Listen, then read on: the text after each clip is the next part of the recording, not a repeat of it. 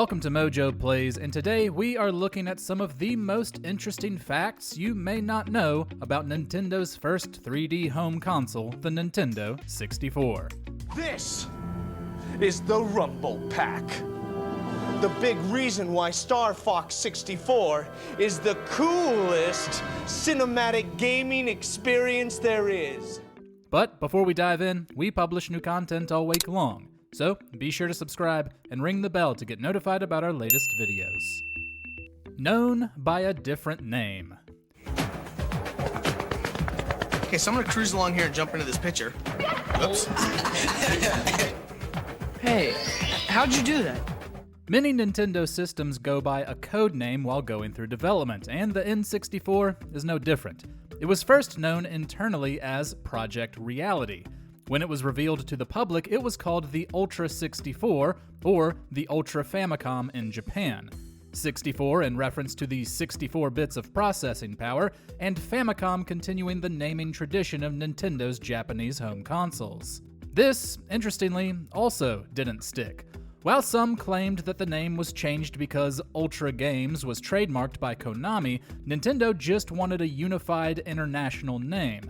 The title Nintendo 64, simple and clean, came from Shigesato Itoi, creator of the Mother series. Funnily enough, prior to the N64's release, Nintendo partnered with Midway for some of the games it published in arcades that were planned to be ported to the console, like Cruisin' USA and Killer Instinct, which feature the Ultra 64 branding. Sega says no. The graphics processing unit, or GPU, that powers the N64 was created by Silicon Graphics Incorporated, which was the first time the company branched out to the video game market. But Nintendo was not the company's first choice. It actually approached Sega first, and the CEO of its American branch, Tom Kalinske, was pretty impressed by the chipset. However, it seems that Sega of Japan was not, as they rejected SGI's tech. Silicon then went to Nintendo, and the two entered a partnership in early 1993. It's funny to think that, in an alternate world, the Sega Saturn could have ended up with the N64's technology. And remember, look for Sega Saturn. It's out there. Protecting against piracy. This is it! The power of N64. The driving force in the next generation of video games. The N64 would go on to be trounced in sales by Sony's first PlayStation. One of the biggest reasons for this was Nintendo's insistence to stick with cartridges instead of adopting discs, which could hold a lot more data. Since cartridges were more expensive to produce, many publishers and developers opted to go with Sony. Nintendo's decision was strange, considering its failed partnership with Sony itself to produce a disc-based add-on for the Super NES, which would eventually become the PlayStation. While there were certain benefits to cartridges over CDs, many believe the biggest factor in the decision was to protect against piracy. It was easier to pirate games printed on discs, as Nintendo had learned in Japan with the Famicom disk system, something that North American players never got an equivalent of. Nintendo is obviously extremely protective of its IP, so its reasoning was sound. Still, it hurt them in the long run. An important logo. A logo is important for a brand or a product, and the Nintendo 64 has a great one. On top of it being a 3DN, obviously due to the console being Nintendo's jump to 3D gaming, it's also visually engaging thanks to its color scheme. But there's a reason Nintendo chose those specific colors. In addition to the system's controllers coming in gray and black, other colors at launch were red, green, blue, and yellow, the same colors used in the N64 logo. 3 ways to play. And today we're talking about this guy, the Nintendo 64 gamepad. Over time, the N64's controller has been viewed as a bit odd. The three-pronged shape is definitely unorthodox, but it was Nintendo's way to plan for various types of gaming, since 3D was so new at the time. Most games would end up using the middle and right prongs, having the joystick and buttons respectively, and that's how most players probably remember using it. However, the few 2D games on the system allowed use of the left prong instead of the middle, having the D-pad. The third way to play, and the one that was least used by developers, had you hold the left and middle prongs, excluding the buttons. This was meant to replicate moving and aiming in FPS games on PC. This truly was a step forward for its generation. A Christmas delay. Yo, listen up. We will not live in a two-dimensional world. We won't go in one direction or seek what we can say. The Nintendo 64 was originally meant to release around Christmas of 1995, but was delayed to the following April. Nintendo stated this was to give developers more time to work on games, but it was then delayed again to June in Japan and September in North America. Nintendo originally wanted to release the system worldwide at the same time, but these scrapped plans and the second delay were due to concerns about a lack of supply not meeting demand. Nintendo ended up using these delays as a marketing strategy, with taglines like "Wait for it" and "Is it worth the wait? Only if you want the best." Christmas woes.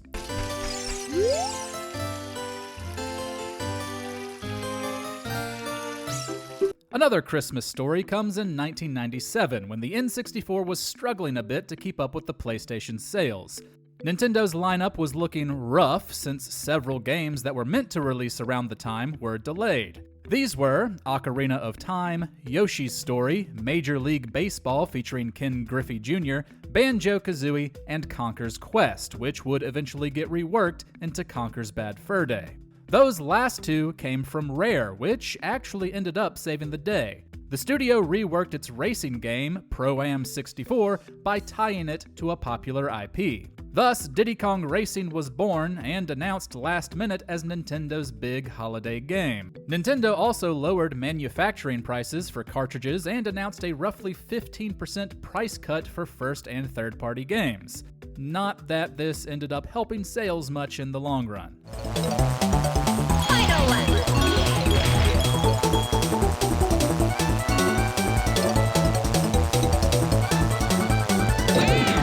Cartridges of many colors.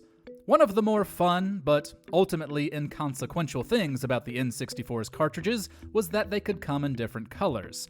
Nintendo made 13 colors available, including the common gray.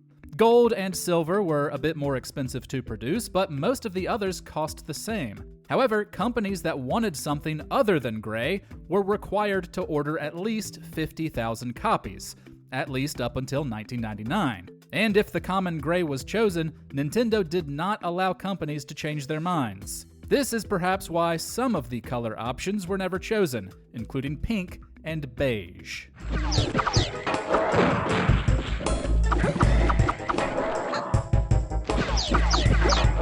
Outsold in Japan. Despite Nintendo being a Japanese company, the N64 was not nearly as successful there as it was in North America. It only sold 5.5 million units in Japan, falling just behind the Sega Saturn at 5.75 million, and much further behind the PlayStation's nearly 20 million. Of course, the N64 demolished the Saturn in the US, 20.63 million versus 1.8 million, but the PlayStation sold nearly twice as much in the US. Regardless, you might think that the N64 would have performed better in Nintendo's home country, but too many people were swayed by the PlayStation and the future of gaming that was brought with it. A shorter lifespan than its predecessor.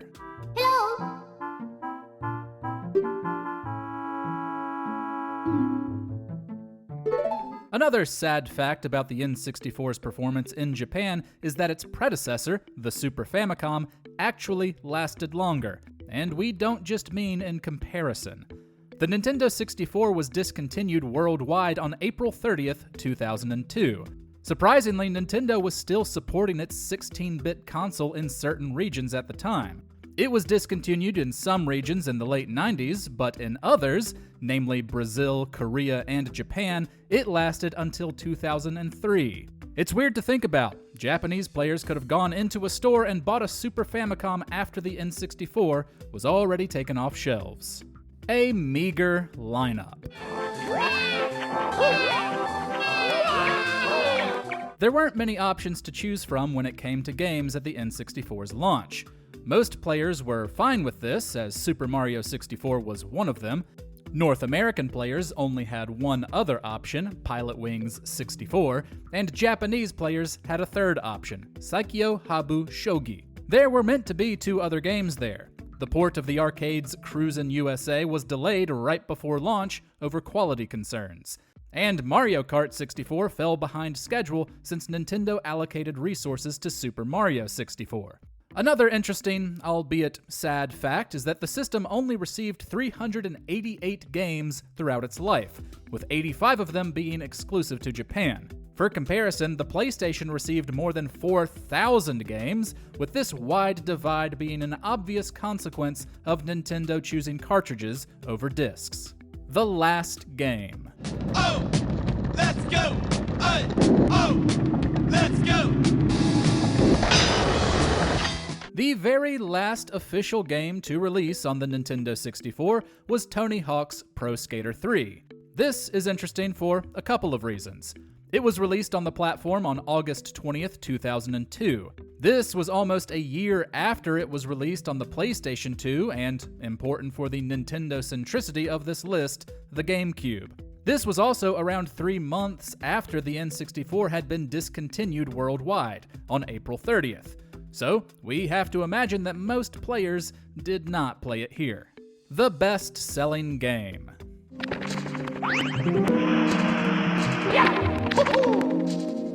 This might come as a shock to absolutely none of you, but the best-selling game on the Nintendo 64 was its first, Super Mario 64. Groundbreaking in every sense, it still captures the joy and imagination of players today, and has cultivated a passionate following in the speedrunning community. What you may not know is that despite the PlayStation being a much higher seller than the N64, Super Mario 64 still outsold the highest-selling game on Sony's first platform, though only just. While Gran Turismo sold 10.85 million copies, Mario's first 3D adventure reached 11.9 million. Here we go! Mario is good for you.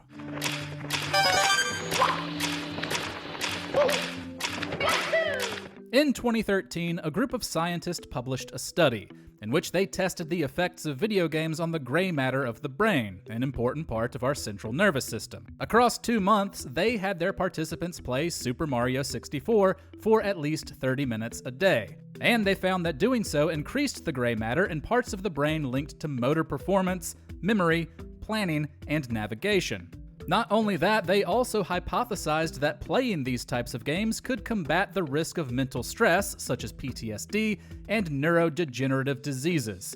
So, the next time someone tries to tell you that video games are bad for you, you can at least prove to them that Mario isn't.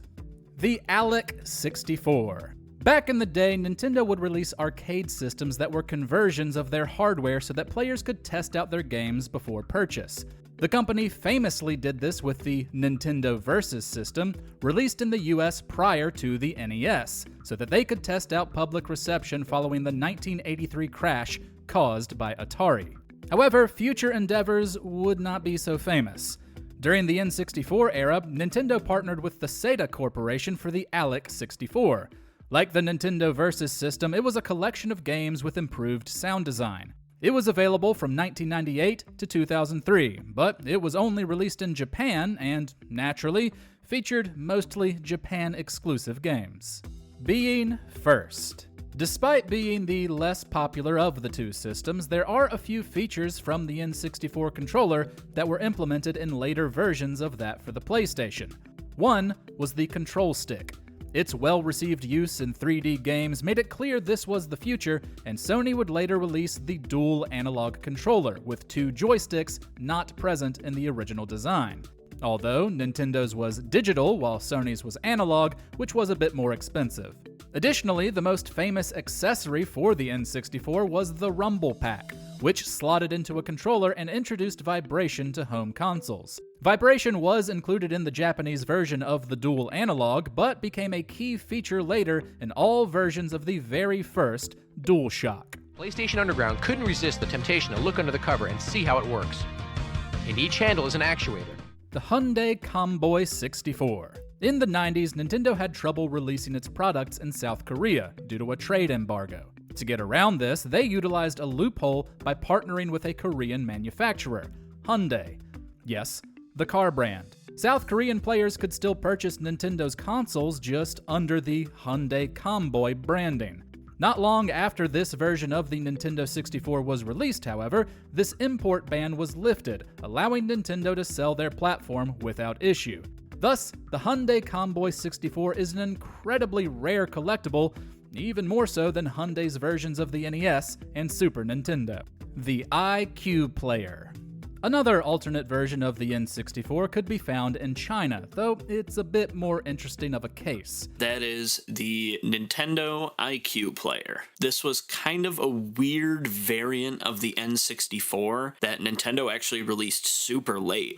In 2003, Nintendo released the iQue player, but this wasn't just a branding switch. Nintendo founded the iQue company the previous year alongside Wei Yin, a Taiwanese-American engineer. And this alternate platform was made as a plug-and-play system to get around China's ban on home consoles. Nintendo also had to jump through several other hoops to get it approved. While the last game to release for it, Animal Crossing, came out in 2006, the service used to download new games to the iQue player remained active until 2016.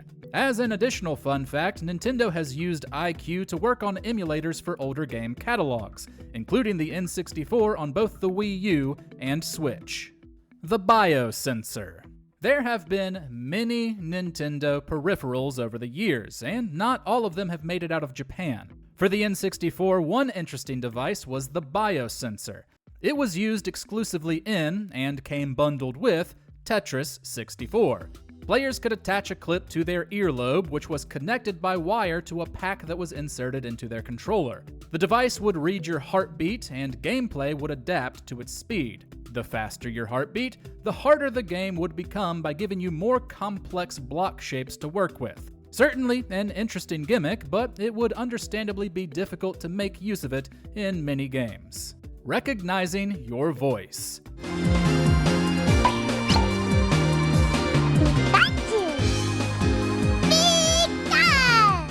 Another N64 peripheral that received little use was the voice recognition unit. It was a microphone that plugged into your system and recognized certain commands from you to bring about different effects in-game. It was bundled with Hey You Pikachu, a bland pet simulation title, which is how most of us probably remember it since it was the only game in North America to use it. In Japan, there was an additional game it worked with, Densha de Go 64, a train simulation game. However, there were plans for it to be used with a third game, The Legend of Zelda: Majora's Mask. These plans were scrapped, but can still be accessed in the game's code. In 2018, a ROM hacker named ZoinKitty dug through its internal data and found the commands, though they were all still in Japanese. Wide Boy 64. A successor to a similar device on the Famicom, the Wide Boy 64 was a peripheral exclusive to developers and news outlets. This large cartridge slotted into the N64 and came in two versions, one that allowed Game Boy games to be played on the TV, and one meant for Game Boy Advance games. Companies had to purchase this directly from Nintendo for the surprisingly high price of $1,400. With this, it was easier to take screenshots, capture footage, or, in the case of outlets, review handheld games. But because it was never available to the public, it has become a highly sought-after collectible in certain circles. Online connectivity. It's a really interesting and ambitious failure from Nintendo, as it was only really on the market for over a year or so, like a year and a half, but it had been in planning since before the 64 even came out. By now, you've probably heard of the 64DD, a disk drive add-on for the N64 that was never released outside of Japan due to it being a huge commercial flop. One of the more interesting things about it was its ability to connect to the internet, even if a lot of the planned ideas ended up getting scrapped after it failed. However, this isn't the only way the Nintendo 64 could go online. You don't need internet connection. What you need is a Nintendo 64, a phone line, and a television. I mean, this box has it all. I mean, you've got your connection cords, the modem, the keyboard, everything that you need from your own room to dial into this virtual world. Only in the US, players had Sharkwire Online, made by Interact, the same company behind the Game Shark. Though clearly unlicensed, it used a dial-up connection to let players download cheat codes and save data, as well as access gaming articles from Interact's partners. An even more obscure case of online connectivity was with Morita Shogi 64, a sequel to the Japan-only launch title Saikyo Habu Shogi. This had a modem connection port built directly into the cartridge, allowing players to compete against others throughout Japan. The Nintendo Gateway System. Unless you traveled a lot between the early 90s and late 2000s and had money to burn, you might have forgotten about the Nintendo Gateway System. This was a partnership with LodgeNet, which saw multiple Nintendo consoles placed inside airplanes and hotel rooms. It was somewhat successful during the SNES era, but by 1998 with the N64, the two companies extended their partnership for another 10 years. Millions and millions of hotel guests played N64 games this way. It was such a hit that, by 2000, brand new games started appearing as part of the service almost as soon as they launched in stores. Considering the N64 was struggling to keep up with the PlayStation, we imagine this eased the burden. A joystick for PC. A stranger peripheral than the ones we've already talked about is one that wasn't even for the N64. In mid-1997, Nintendo partnered with a manufacturer named Laurel Group to produce a joystick for Windows 95 called the NJS-3D1, also referred to as the Nintendo 3D1 joystick. It features the same color scheme as the standard gray N64 controller, and even bears the console's logo. Yet, you could only use it on PC. We're not exactly sure why Nintendo chose to greenlight an N64-themed joystick you couldn't even use on the platform, but there you have it. Sweet. Awesome, this works. Shaking hands.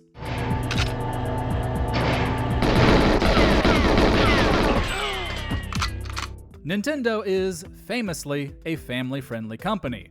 While you can find multiple violent games on its platforms these days, things didn't go so smoothly in the past.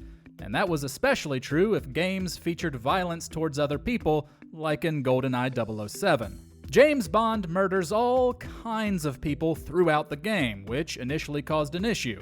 Shigeru Miyamoto suggested a specific scene to keep with Nintendo's public image, an ending in which Bond visited all of his enemies in the hospital, shaking their hands.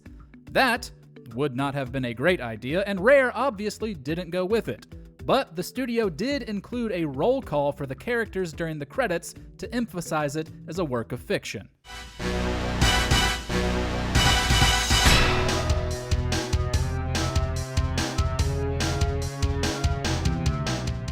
An impressive port. You okay? Still in one piece. Although N64 cartridges clearly had less space than the PlayStation's discs, there were obviously some games that were still released on both platforms. However, by far the most impressive of these cases was Resident Evil 2.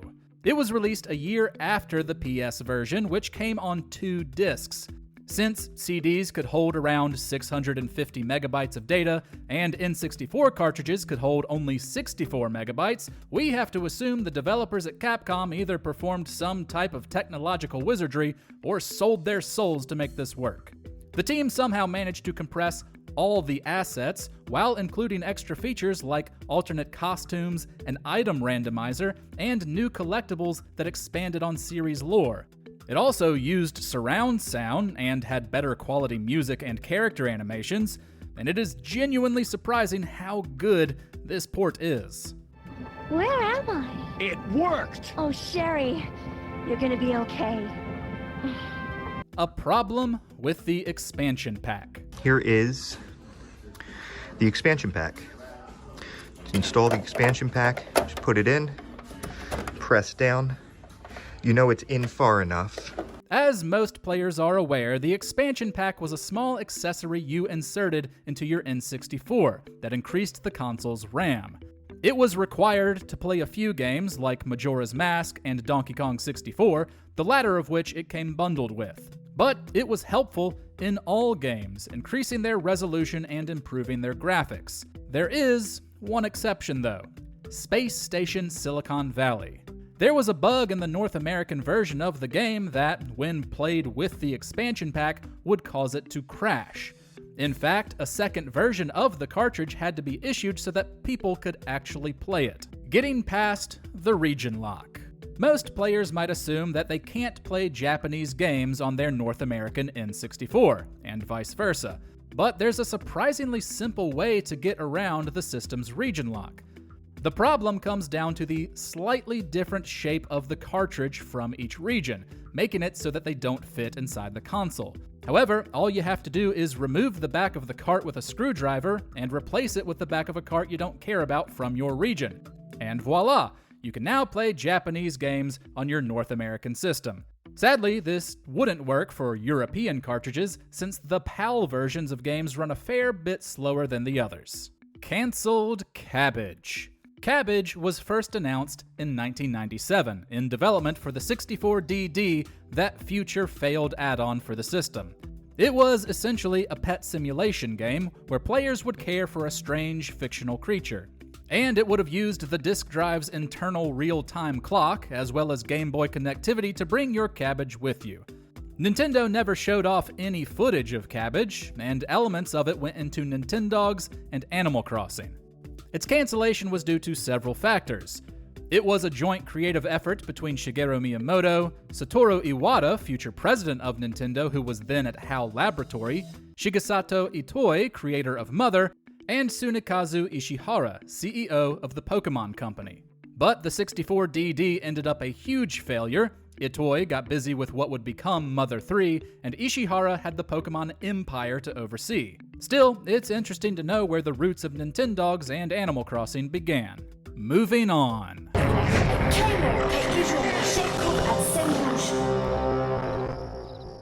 There are a handful of interesting cases of games beginning development on the N64 before moving on to Nintendo's next console, the GameCube. One of the most famous examples is Rare's Dinosaur Planet, which was reworked to be Star Fox Adventures upon Miyamoto's request. Other first-party titles are Luigi's Mansion, Eternal Darkness, Sanity's Requiem, and Pikmin, which was quite different conceptually than what we eventually got. Additionally, Earthbound 64 disappeared for years before its story was reworked for the GBA title Mother 3. It also happened with non-first-party titles as well, including Die Hard 64, which became Die Hard Vendetta, and Resident Evil 0. Dr. Marcus? No, you can't be. What's going on? Do you know of any other fun facts about the N64 that other players might not? Share your knowledge with us in the comments, and we'll see you next time.